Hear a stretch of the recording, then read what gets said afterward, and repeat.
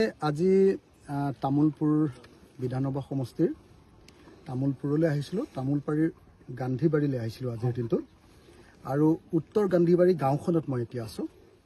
উত্তৰ গান্ধীবাৰী গাঁৱলৈ আহোঁতে খেতিয়কসকলে ক'লে যে আমি এডৰাও পথাৰত খেতি কৰিব পৰা নাই। সেইকাৰণে উত্তৰ আপোনাৰ গান্ধীবাৰীৰ এই পথাৰখনলৈ আহিছিলোঁ। পথাৰখনৰ মালিক হ'ল কি নাম আপোনাৰ? মংগল কলিতা। মংগল কলিতা ডাঙৰীয়াৰ পথাৰখনৰ আপোনালোকে দেখিছে যে চাৰিওফালে বেৰা মাৰি থৈছে খেতি কৰিবলৈ। হাল বাই শেষ কৰি থৈছে। সমা মানে মাৰিলে নে কেইবাৰ সমাৰ মাৰিলে, সমাৰে কৰিলে, কিন্তু এতিয়ালৈকে ইয়াতে ৰুব পৰা নাই। কাৰণ গোটেই তামুলপুৰ অঞ্চলত, গোটেই তামুলপুৰ সমষ্টিটোতে সম্পূৰ্ণৰূপে এতিয়া খৰাং মাৰিছে। এডৰাও পথাৰ ৰুব পৰা নাই বুলি মোক খেতিয়কবিলাকে কৈছে। হয়নে? এডৰা পথাৰ ৰুব পৰা নাই, হয়নে? একডৰা পথাৰো ৰুব পৰা নাই। কঠীয়া বুঢ়া হৈ গ'ল। ইয়াত সকলো মানুহে আহাৰ মাহত ধান ৰোৱে, নহয় জানো? আগতীয়াকে ৰোৱে নহয় জানো? আমাৰ পিনে ধৰক ক'ৰবাত শাওনলৈকে ৰোৱে, কিন্তু আপোনালোকৰ ইয়াত আহাৰত এতিয়া আজিৰ দিনটোত আহাৰ মাহ শেষ হৈ শাওনৰ 7 দিন। আজি শাওনৰ 7 দিন, কিন্তু শাওনৰ 7 দিন যোৱাৰ পাছতো তামুলপুৰৰ মানুহে একডৰা পথাৰটো ৰুব পৰা নাই। একডৰা পথাৰটো পানী নাই। এইবাৰ খৰাঙৰ কাৰণে ড্ৰট লাইক চিটুৱেশ্যন বুলি মুখ্যমন্ত্ৰীয়ে কৈছে, কিন্তু ড্ৰট লাইক চিটুৱেশ্যন নহয়, ড্ৰট হোৱাৰ কাৰণে, খৰাং হৈ যোৱাৰ কাৰণে আজি খেতিয়কবিলাকে ৰুব পৰা নাই। আজি জলসিঞ্চন বিভাগটো মৰি গ'ল। হিমন্ত বিশ্ব শৰ্মা চৰকাৰৰ দিনত 1 ইঞ্চি পথাৰত 1 টোপাল পানী যোগান ধৰিব পৰা নাই, ইৰিগেশ্যন দিব পৰা নাই। তো তাৰ ফলস্বৰূপে এজনো মানুহে এতিয়ালৈকে এই তামুলপুৰ অঞ্চলত মাটি ৰুব পৰা নাই। আজি জলসিঞ্চন মন্ত্ৰী অশোক সিংঘাল, তেওঁ আচলতে জীয়াই আছেনে নাই আমি কোনেও নাজানো। এডৰাও পথাৰত তেওঁক নমা দেখা নাই। এখনো নদীৰ পৰা তেওঁক পানী উঠোৱা দেখা নাই এই বিপদৰ সময়খিনি। আৰু কেনেকৈ তেওঁ উঠাব কেনেকৈ? তেওঁতো অসমৰ মানুহ নহয়, তেওঁ অসমৰ খেতিয়ক নহয়, তেওঁ অসমৰ বাসিন্দা, পুৰণি বাসিন্দা নহয়। তেওঁ আকস্মিকভাৱে ইয়াত বেপাৰ কৰিবলৈ ইয়ালৈ অসমলৈ আহিছিলে, আৰু আকস্মিকভাৱে আহি বিজেপিৰ পাল্লাত পৰি তেওঁ মন্ত্ৰী হৈ গ'ল। বিজেপিৰ সুযোগত পৰি তেওঁ মন্ত্ৰী হ'ল। তেওঁ অসমীয়া মানুহৰ বিষয়ে একো নাজানে, কেতিয়া খেতি কৰে চাগে সেইটোও নাজানে ভালকৈ। গতিকে তেওঁক জলসিঞ্চন মন্ত্ৰী পতাটোৱে এটা দুৰ্ভাগ্যজনক ঘটনা।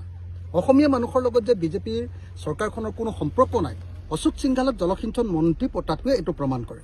আৰু আজি আমি দেখিছোঁ যে অসমীয়া মানুহে যেতিয়া কান্দি আছে তামুলপুৰত, হয়নে নহয়? প্ৰত্যেকজন মানুহ, সেয়া বড়ো মানুহ হ'ব পাৰে, সেয়া ৰাভা মানুহ হ'ব পাৰে, সেয়া কলিতা মানুহ হ'ব পাৰে, সেয়া নাথ মানুহ হ'ব পাৰে, হয়নে? সেয়া ৰাজবংশী মানুহ হ'ব পাৰে। প্ৰত্যেকটো জাতি জনগোষ্ঠীৰ মানুহ কোনেও ইয়াত খেতি কৰিব পৰা নাই। গতিকে মই এই মুহূৰ্তত অসমৰ মুখ্যমন্ত্ৰী, প্ৰত্যেকডৰা পথাৰত এতিয়া ৰুবলৈ আৰু টাইম নাই, আহাৰতে শেষ কৰি দিয়া। আহাৰৰ প্ৰথম ভাগতে তামুলপুৰত ৰুৱে, এতিয়া শাওনৰ 7 দিন হ'ল, গতিকে ৰুবলৈ সময় নাই। মই এই পথাৰৰ পৰা দাবী জনাইছোঁ যে য'ত আচলতে পথাৰত খেতি কৰিব পৰা নাই, সেই অঞ্চলৰ খেতিয়কৰ কাৰণে অহা এবছৰলৈ বিনামূলীয়াকৈ ৰেচন দিয়াৰ, বিনামূলীয়াকৈ চাউল দিয়াৰ ব্যৱস্থা গ্ৰহণ কৰক।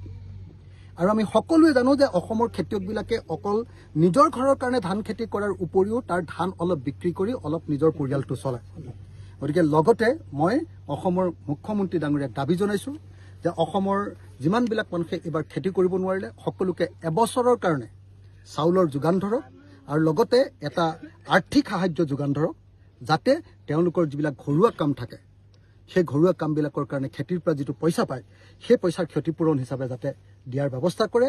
মই অসম চৰকাৰৰ মুখ্যমন্ত্ৰী আৰু অসমৰ কৃষিমন্ত্ৰী, অসম চৰকাৰখন, কেবিনেট সকলোকে আহ্বান জনাইছোঁ যে যিমান তামুলপুৰৰ নিচিনাকৈ যিমানবিলাক, তামুলপুৰ গোটেই সমষ্টিটো, তামুলপুৰ গোটেই জিলাখন, তাৰ লগতে তেনেকুৱা চাগে 12খনমান জিলাত এতিয়া কমপ্লিটলি খেতি হোৱা নাই, খেতি কৰিবলৈ সময় নাই, হয়নে নহয়? সময় নাই।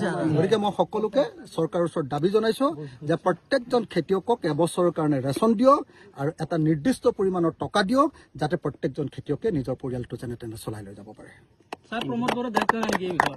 মই লগতে এই কথাও দাবী কৰোঁ যে BTRৰ প্ৰধান চিফ প্ৰমোদ বড়ো এতিয়া ক'ত হৈ আছে? প্ৰমোদ বড়ো নিজে আমাৰ নিচিনা আন্দোলনকাৰী আছিল। আমি যদি আন্দোলনকাৰী হৈ আজিৰ দিনটোত খেতিয়কবিলাকৰ পথাৰ চাবলৈ আহিছোঁ, তেতিয়াহ'লে প্ৰমোদ বড়োৱে পথাৰলৈ চাই প্ৰমোদ বড়োৱে সমষ্টি নহয় প্ৰমোদ বড়ো সমষ্টি প্ৰমোদ বড়ো সমষ্টিত মই আছো অথচ প্ৰমোদ বড়ো সমষ্টি তেতিয়ালৈকে পথাৰত পানী নাই আৰু প্ৰমোদ বড়োৱে পথাৰবিলাক চাবলৈ অহা নাই আৰু পানী যোগানৰ ব্যৱস্থাও কৰা নাই আজি যেনেকৈ হিমন্ত বিশ্ব শৰ্মা জগৰীয়া তেনেকৈ প্ৰমোদ বড়ো জগৰীয়া যেনেকৈ অচ্যুত সিংঘাল জগৰীয়া তেনেকৈ আজি অতুল বৰা জগৰীয়া গতিকে UPPL BJP AJP সকলো জগৰীয়া গতিকে এই মুহূৰ্তত মই অসমৰ প্ৰত্যেকখন খৰাং পীড়িত পথাৰত পানী যোগান দিবলৈ য'ত য'ত খেতি কৰিব পাৰি ইয়াততো নোৱাৰি আৰু তামোলপুৰত কঠীয়া শেষ গতিকে ইয়াত এবছৰৰ কাৰণে বিনামূলীয়া ৰেচন আৰু এটা আৰ্থিক ক্ষতিপূৰণ দিবৰ কাৰণে চৰকাৰৰ ওচৰত আকৌ এবাৰ দাবী জনাইছো